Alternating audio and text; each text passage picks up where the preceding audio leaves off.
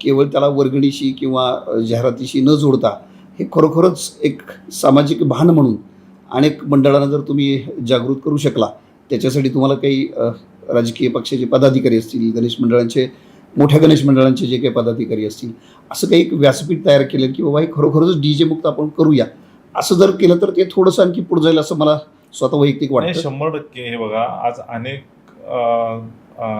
NGOज असतील, अनेक गणेश मंडळांची व्यासपीठ जे आहेत ते लोकांनी अनेक वर्षापासून ही भूमिका सांगितली सांगितलेली की आहे. बरोबर. पुण्याचा गणेशोत्सव हा DJ मुक्त पाहिजे.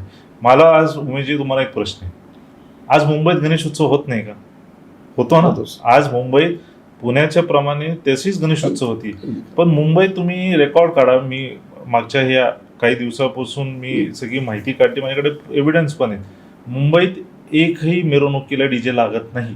तिकडे पारंपरिक ढोल ताशा हो. आणि बँजो ही असते. बँजो म्हणजे काय धागडधिंगा नाही, ती प्रॉपर वाद्यामध्येच येते, हेच लागतं. आज कोल्हापूरला DJ मुक्त गणेशोत्सव झाली होती का? हल्लीच्या काळात तुम्ही पाहिलं तिकडे DJ बॅन झाली होती.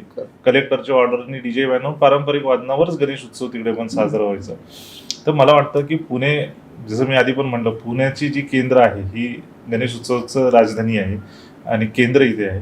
तर पुण्यातला गणेशोत्सव हा वैभवशाली आहे.